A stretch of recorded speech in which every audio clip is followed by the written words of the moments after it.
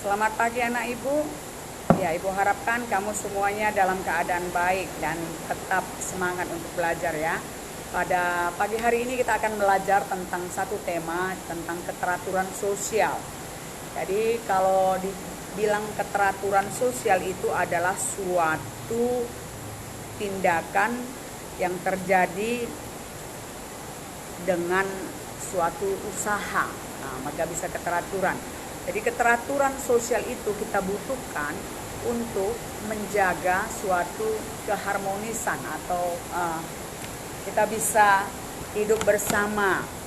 Kita mengalami suatu kekompakan. Jadi kalau tidak terdapat keteraturan sosial maka di sana akan terjadi keributan. Baik, kita akan melihat seperti apa itu keteraturan sosial.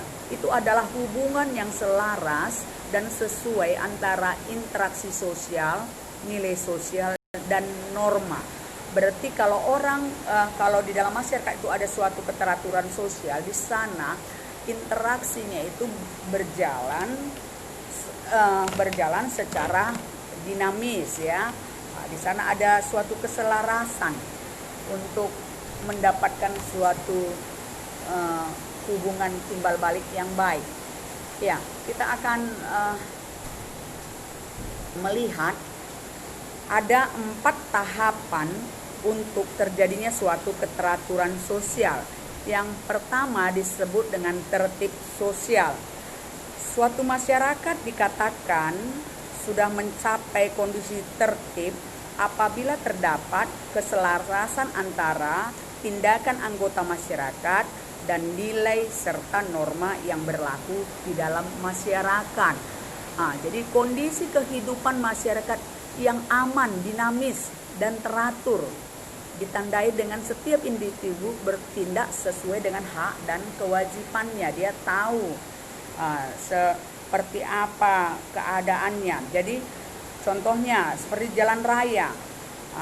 Di sana kalau dikatakan ada suatu keteraturan, maka setiap pengendara, pengguna jalan memahami, bisa menyesuaikan tindakannya dengan rambu lalu lintas, misalnya dengan warna lampu. Ini dia. Yang kedua adalah order. Order itu adalah suatu sistem norma dan nilai sosial yang berkembang, diakui, dan dipatuhi oleh seluruh anggota masyarakat. Jadi contohnya order adalah misalnya seperti jam belajar. Dan ketentuan memakai baju seragam ya, seperti kamu kalau hari Senin pakai baju apa, kalau hari Jumat pakai baju apa. Jadi ada keteraturan. Itu sudah termasuk kepada tingkat yang kedua yang disebut dengan order. Yang ketiga disebut dengan keajengan. Itu adalah suatu keadaan yang memperlihatkan kondisi keteraturan yang tetap, tidak berubah sebagai hasil hubungan antara tindakan, nilai, dan norma yang berlangsung terus-menerus. Jadi di sana setiap siswa masuk ke sekolah dengan memakai baju seragam setiap hari juga sesuai dengan perlakuan yang berlaku. Atau seorang petani, dia berangkat pagi-pagi dan pulang menjelang sore hari. Jadi ini suatu peraturan yang sudah tidak berubah ya, sifatnya tetap. Kalau sudah dapat keajengan itu meningkat kepada pola. Kalau dikatakan pola yaitu suatu corak hubungan yang tetap antara agent dalam interaksi sosial dan dijalin menjadi suatu yang disebut dengan pola.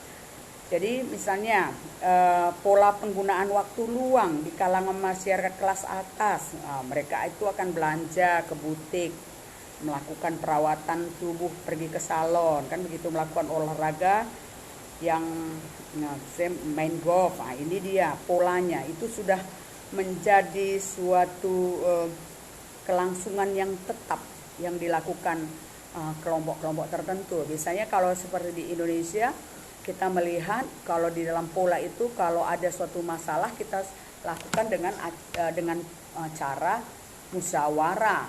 Itu dia. Kita melihat faktor pendorong terwujudnya ketertiban keteraturan sosial.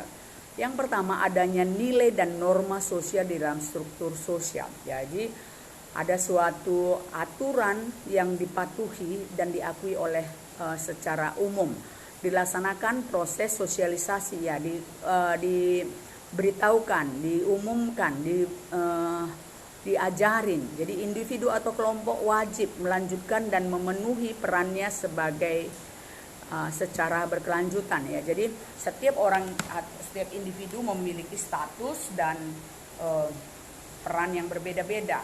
Yang keempat, terdapat lembaga sosial yang mengkomunikasikan kehidupan. Jadi misalnya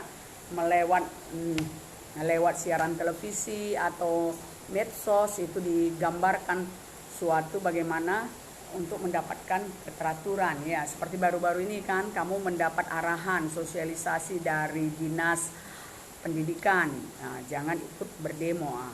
Inilah yang kita bisa perhatikan anak-anak ibu soal keteraturan sosial. Ibu harapkan kita juga bisa mencapai tingkat keteraturan sosial ini untuk bisa hidup berdamai, hidup bersama-sama di dalam berinteraksi dengan baik. Selamat pagi, jaga kesehatan.